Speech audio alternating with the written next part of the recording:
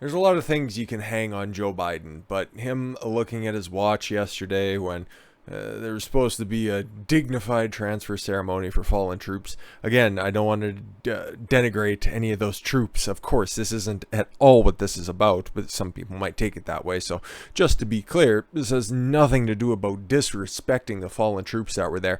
It's just this one little still, couple little stills of what Biden did. And listen, I have no love whatsoever for Joe Biden, okay? I think any sort of reverence I held for him prior to becoming president, that's completely gone, especially with how Afghanistan has been handled. But some people are latching onto this, and I don't really think that there's much there, because I can go ahead and show you guys everything that he was doing. He was waiting. He had his hand over his chest. He was waiting for the troops to be there. I'm just speeding it up for just expedience sake. And yeah, he continues all the time that it's there, and really, as soon as the troops pass, okay, so he still has his, yeah, and then he just takes a look at his watch while he's putting his arm down. I don't think that there's anything there. I just think that it's, something normal that pretty much anybody would do. If you're standing there for a while and you know that you need to be hitting different points and you know that you probably have an itinerary, even as much information that leaks out of Joe Biden's head, it's not really anything. So it's about the only thing that I've seen coming out of this weekend that's kind of out of the normal and out of the ordinary. Of course, I seen the screenshots like everybody else and thought that, he's kind of a disrespectful dick, but then I just took a look at the clip and there's nothing there. There's nothing there, but of course, yeah, what was overshadowed by this was the list of the fallen officers that were there, the 13 of them who were killed in the suicide explosion outside of Kabul's airport, and yeah, we went over them last time, but just for posterity's sake, Sergeant Johnny Rosario Pichardo, Sergeant Nicole G, Staff Sergeant Darren Hoover, Corporal Hunter Lopez, Corporal Dagan Page, Corporal Humberto Sanchez, Lance Corporal David Espinoza, Lance Corporal Jared Smith's my mistake,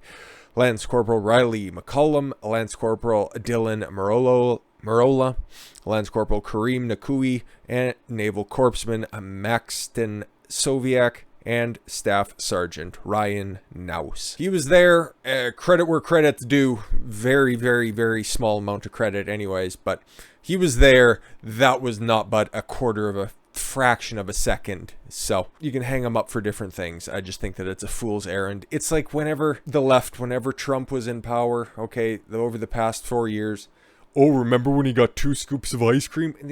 I don't really care. All that stuff's superfluous. If you want to attack somebody, attack him on the substance of things. Him checking his watches, he's putting his arms down, and it's like, I really got nothing on it, and you shouldn't either. That's my opinion, though.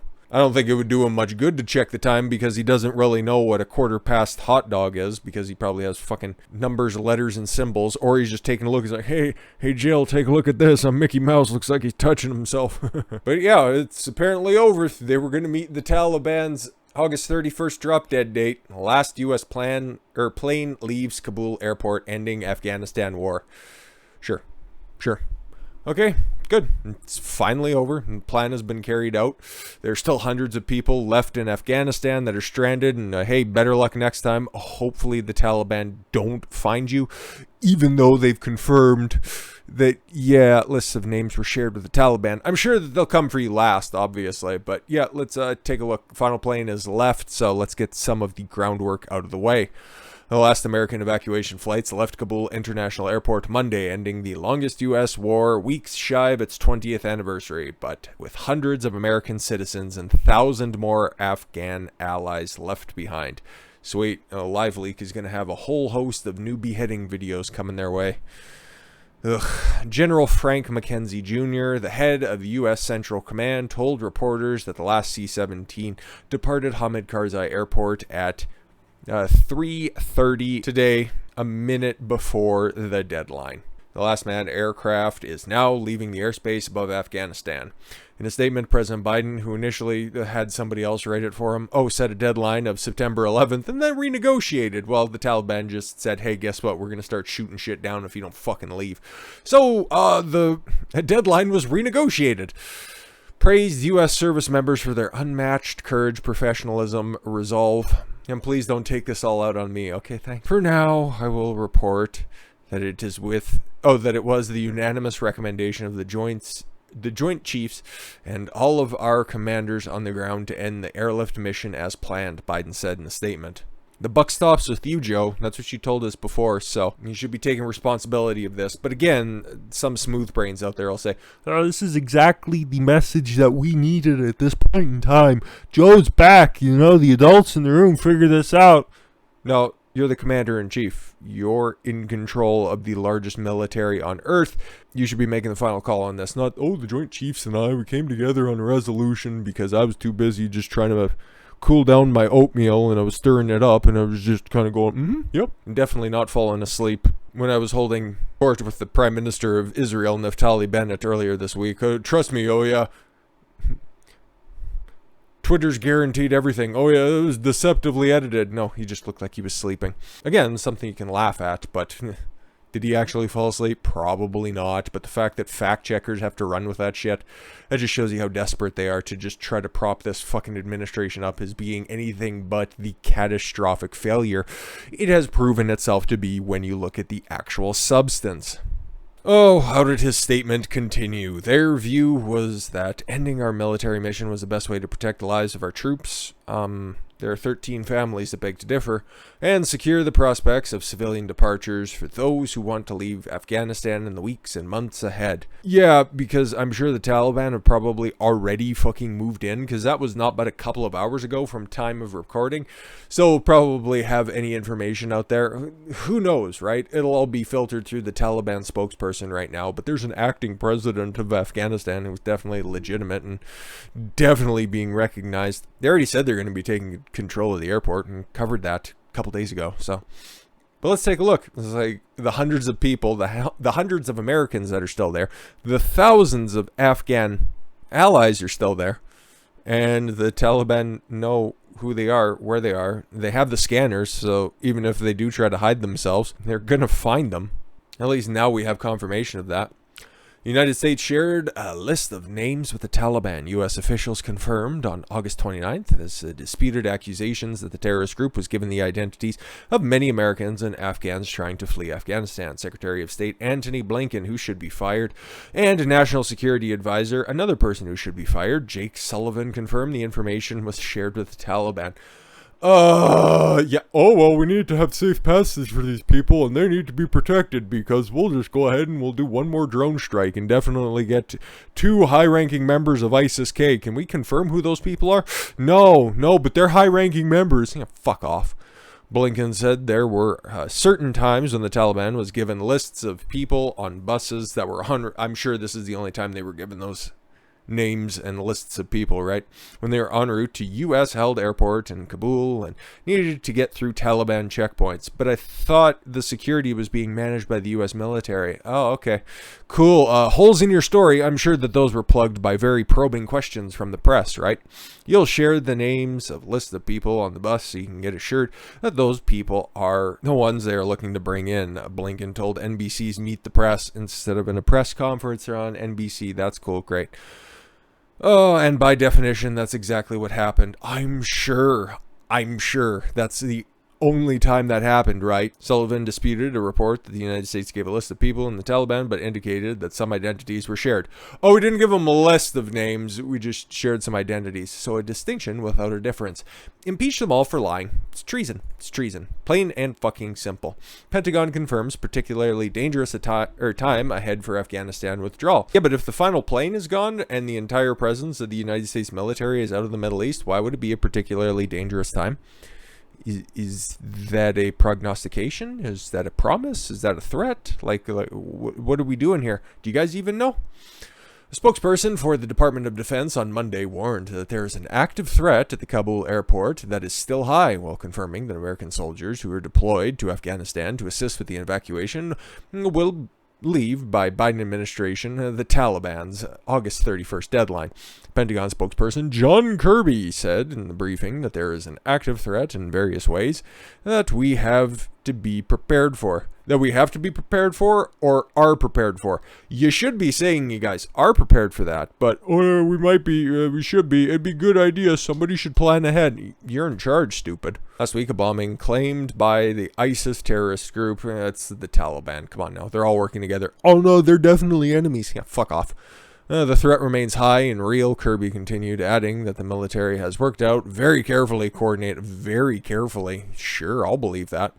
Especially because you guys showed your very honest and your very thorough planning over the past month. But yeah, no, it's very carefully coordinated method of safely completing this retrograde. Sure, pal. So what's going to happen in the aftermath? You guys remember all of the faith that was lost in the military post-Vietnam? I'm obviously not old enough to remember that firsthand, but I remember the stories. I remember the dramatizations out there. People lost faith in the military, and then it took a great leader like Ronald Reagan to bring the nation back together, and we just had to suffer through a one-term malaise of Jimmy Carter. Sound familiar? Yeah. And right now, we have U.S. Marines speaking out against this, okay? Jocko Willink, somebody who I talked about recently on the second channel, 3 books that I highly recommend, the author, along with Leif Babin, another former U.S. Marine, Extreme Ownership. He released about a 3.5-minute long video of what his statement would be if he was president during this situation. Take responsibility for it. Lay out a proper plan and tell the terrorists, if you guys are going to try to fuck around with us one more time, you will be met with hellfire and fury, the likes in which you have never experienced in your life. It was the perfect statement. It's exactly what Joe Biden should be doing. It's the proper approach to take with these people because they don't respect you. The Taliban doesn't respect you. ISIS doesn't respect you. Whatever fucking terrorist organization, whatever Islamo-fascist group that's out there, they don't respect you if you try to negotiate with them. The only thing that they recognize is force. So force has to be met with force, and you have trillions of dollars worth of force compared to their fucking sand buggies and spears. Like, you should be able to fucking glass these fools if they decide to step to you. Just do that. But no, now you have individual U.S. Marines resigning, seeking accountability from military leaders over Afghanistan withdrawal. There have been a couple of videos out there, okay? There's your bog standard fucking nutcase lefty military personnel just trying to spin this however you want to. But then there's a couple of good based takes on the situation that, yeah, the entire plan was botched. The leaders don't know what they're doing, and these good, hardworking personnel, they're left out on their own. They have no other avenues to go when it comes to this kind of stuff. And for the first time since they become enlisted men and women, they have nowhere else to turn. So they're turning their back on the only thing that they've known, and it's really sad. The U.S. Marine dismissed from command after criticizing senior military leadership on handling the U.S. troop withdrawal from Afghanistan, announced on Sunday that he is resigning his commission. I'm currently not pending legal action, and I could stay in the Marine Corps for another 3 years, but I don't think that's the path I'm on now. I'm resigning my commission as a United States Marine, effective now, Lieutenant Colonel Stuart Scheller said in his latest video shared on his personal Facebook and LinkedIn accounts. I'm forfeiting my retirement. Wow. All entitlements. I don't want a single dollar. Wow. Holy fuck. That's significant. That is a man putting his money where his mouth is. That is somebody who is an actual hero for standing up for what he believes in. Scheller defended his first video published on August 26th. You might have seen this one go around, but this is a nice little recap, which criticized the Afghanistan withdrawal, saying he was calling for accountability of my senior leaders over obvious mistakes that were made. Yeah. I'm not saying we can take back what has been done. All I asked for was accountability for people to comment on what I said and to say, yes, mistakes were made. And had they done what I would have, gone back into rank and file, submitted and accomplished what I wanted. Scheller said. Scheller acknowledged that he was foregoing a pension fund and benefits, but said after chasing after stability and money makes people a slave to the system based and makes them compromise on their principles. This guy has rock solid concrete principles, and what a leader. What a leader. I don't need a single dollar. I just need every single person that's willing to go back outside the wire every single day to wear a blue collar and just go into work every single day and feed their family, he said. Those are the people that I need. Follow me and we will bring the whole fucking system down. Based. Fucking based. Scheller's initial video was posted the same day. 13 U.S. troops and more than 100 Afghans were killed in the ISIS attack outside of Kabul's international airport. The terrorist group ISIS-K, an ISIS affiliate, same fucking difference, claimed responsibility for the August 26th attack, although self-declared acting president, Afghanistan's former vice president, Murad Shalal, has said that he believes the Taliban was involved in the bombing. Of course, they all fucking know each other. 13 service members that were lost were heroes and made the ultimate sacrifice in service of our highest American ideals, and while saving the lives of others, U.S. President Joe Biden said in a statement following the attack, their bravery and selfishness. I don't care what this dude has to say because he doesn't even know who they are. And he doesn't care that much because he just wants to make sure that this doesn't reflect too terribly poorly on him. He can still have his friends in the mainstream media continue to go out there and tell people that it's a rousing success, and you're going to see a lot more of that shit out there right now. You already see it from The Atlantic, the headlines that are out there saying that Afghanistan is a rousing success, and nobody should be blaming Biden for this. It's a great success. All of the military troops are out, okay? Totally believe us. Even though there's, untold billions of dollars of equipment that's been left there for the Taliban to take over, the billions of dollars of infrastructure that was built up, legitimate infrastructure, of course, over the past 20 years, the military training and everything that's there, it was just left there. There was no plan on the way out. It was very, very fucking obvious, and they're going to get away with it. They're totally going to fucking get away with all of this stuff, just like the COOF, just like they have for literally ever. This is Saigon 2.0.